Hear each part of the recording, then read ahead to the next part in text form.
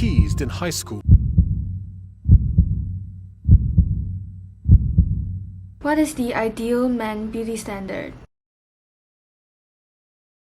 Hi 大家，欢迎来到第一集的 Nicole's Bedroom. I feel like I'll be speaking in English. 如果你们是我的华语的观众，我觉得可以借此机会学一下英语，因为我有时候觉得我华语有些东西表达不出来，我可能英文会比较容易表达出来那些 terms 那些。Today's video, I'm going to talk about the male beauty standard, which is something that no one really ever cared or cares about. Everyone mostly cares about female beauty standards, which I did in the last video, and I received some interesting comments.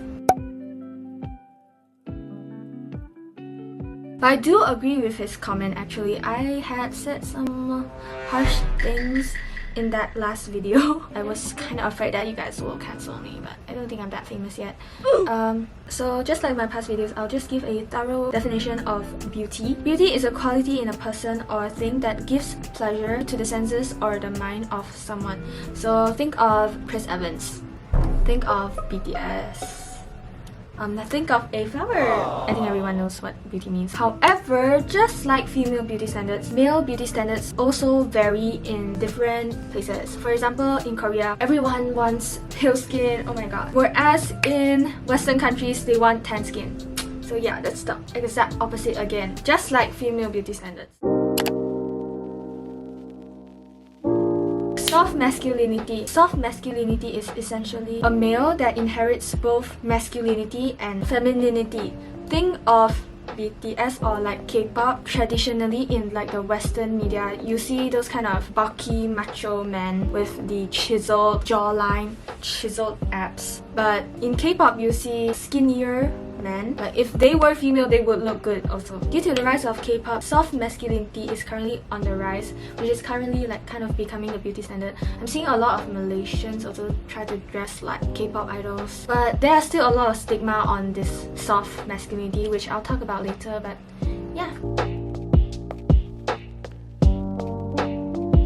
So let's talk about the history of male beauty standards. In the 6th century BCE, which is the Egyptian era, this kind of men were considered the ideal man, and they focus on youth, which in their language is called poros. I am pretty sure I pronounced that wrong. But they demonstrated their mysterious smile, left foot forward, arms at the side, and slim bodies were very similar. But in the Greek era, everything has changed. Everyone loved macho men.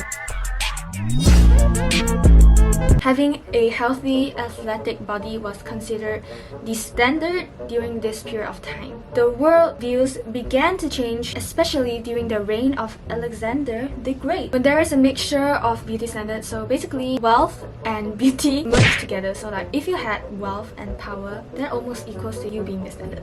Thus, many portraits from the Romanian era were surprisingly realistic, with people having many deformities, so they are not like traditionally pretty people. The medieval period, they look like this, the divine body and cosmic man. By the 19th century, the ideal men were this kind of people, which is larger because it represented wealth and power as well. During the golden age of Hollywood, actors were on the leaner and athletic side. They are required to be leaner and more athletic because cameras make people appear larger on screen. But during the 1960s to the 1970s, due to counterculture icons such as the Beatles, people were getting to like these kind of bodies. What did he say? Bodies more. No muscle tone, trim waist, and slender chests, arms, and legs. Then during the 1980s were the bodybuilders, macho ass men. And then you'll come to see people getting more and more godlike. They're not too muscular, but they are lean and macho, but not too macho at the same time, which is like very highly unattainable. I will admit, as a woman, I like these kind of body types, but it is highly unattainable because you have to go through like very strict diet. You have to get enough protein and you cannot eat carbs, that kind of stuff. No one should ever go through that, okay? I mean, if you want to, but I have been through that and it was not fun. We wanted to achieve a look, and that required a specific type of training. And that extreme regimen not only impacted him physically, but mentally as well. Zach tells the mag, "I started to develop insomnia and I fell into a pretty bad depression for a long time." He also said that it was not fun. All my life, every actor I see in Hollywood is the macho man, except for the like sidekicks, you know. They hire like fat people to be sidekicks, which is like, what the fuck. But now, due to the rise of K-pop, just like I said earlier, soft masculinity is on the rise, which is, I mean, for the body types, it is more attainable, but in terms of face, I would not say so.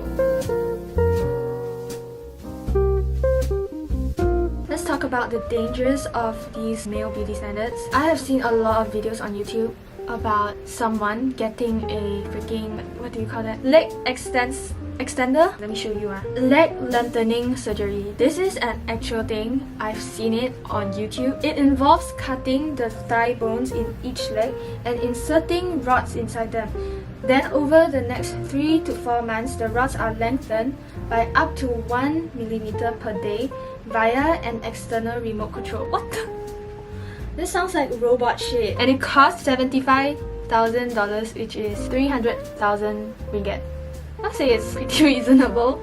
Like, if you look at the remote control shit going on, I think it's pretty reasonable. And it's not covered by insurance because this is obviously a very risky procedure. It was the most painful thing that I've ever gone through in my life. David Wilson of Los Angeles had the same procedure last year.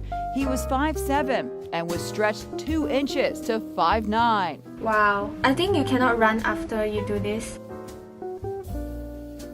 There are a lot of procedures in India, I'm sure you've heard of it. India has a lot of skin whitening surgeries, male and female included, because they were always taught that being pale is the ultimate beauty standard. Like, if you're tan, you are undesirable. I don't know why they freaking hate their skin, just like we do actually, just like people in Malaysia do. We hate our tan skin. I think it's because of imperialism, because we were discriminated during the imperialism era. Being pale is seen as a good thing and it represented wealth. Skin whitening surgery is very popular in India because of the media also. Because in Bollywood, every protagonist is pale. If you're pale, you can be the main character. Of course, you have to be good looking and have Eurocentric features. And if you're brown or like their natural skin tone, you would be the antagonist. Many people in India, in order to get an acting job or maybe like get a decent job, they would whiten their skin using products and also skin whitening surgery to whiten their skin, and they would be more desirable. I don't know why there is this kind of beauty standard. But even worse, I've heard in Korea, people freaking love beautiful people. Like, if you're looking for a job in Korea, you have to be good looking. In your resume, you have to include your photo and you have to be good looking so that you can have a better chance. I heard this from a video, I'll insert it here. Everywhere you go, you'll see Korean women, and for some reason, they always have their hair done nice, their clothes are always nice, they have their nails done, they smell so good, and they always have this perfect look. Everyone in Korea is dressed so well. They do not slack. In Malaysia, you can wear pajamas out with no makeup on, but in Korea, that is a no-go. We Malaysians could never. You would see like a freaking naked, I mean not naked, but a fat uncle with his belly showing out in the street. But I don't think you see that in Korea. In Hollywood, it is different. Majority of people in Hollywood have steroids if you are being casted as like a superhero, or you're required to have a muscular body, and yeah, they train a lot and their diets are also very bad. And also I've heard that it's this dehydrating regime they have to go through. Like, you cannot drink water for days leading up to your shoot so that your muscles would look bigger and your veins would look like they're popping out of your skin. But it's very dangerous actually.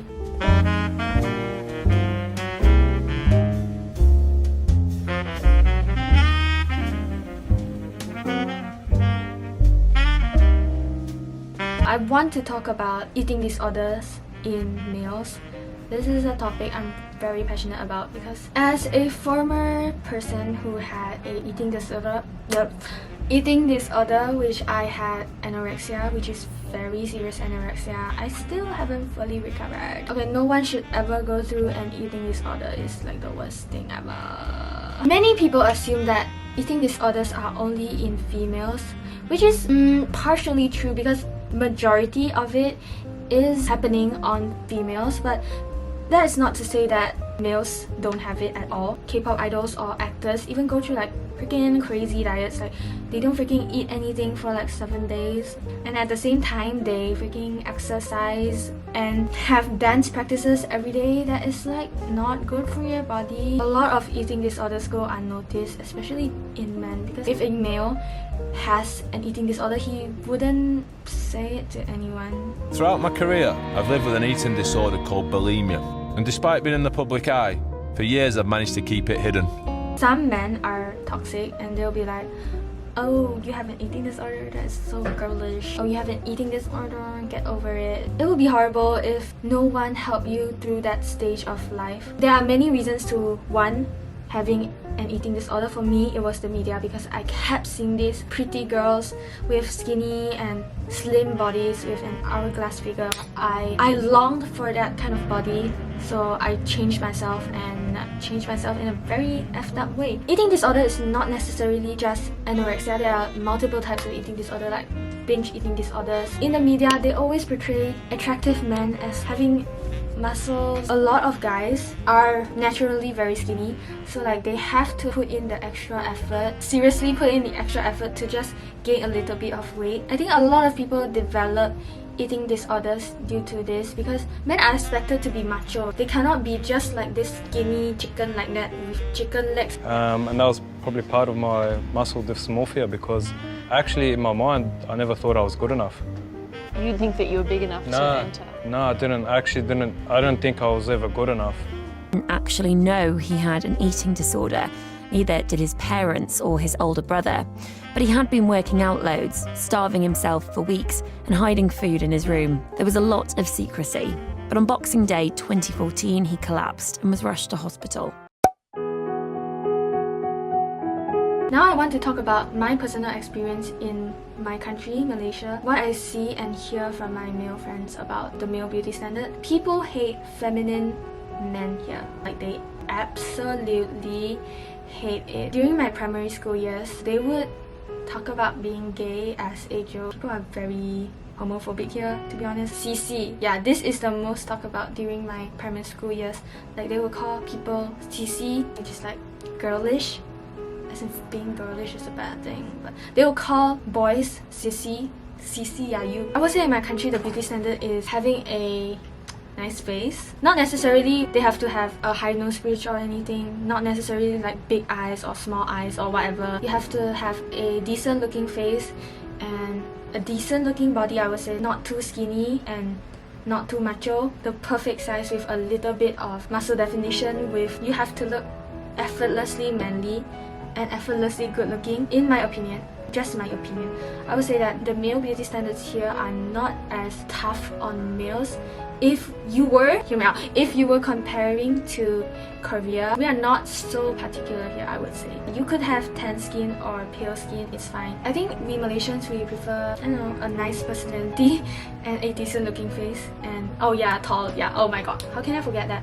Tall. Being tall is very important here. I don't know, I kind of like have empathy towards males for having this pressure to being tall. You know, short kings. It's all because of the beauty standard. We females also have it. Whereas males, they have to be tall. Anyone under, I would say, 160 is considered ugly or like immediately undesirable. Which is, you know, it's sad, yeah. It's not really anything we can do about it. It's the beauty standard.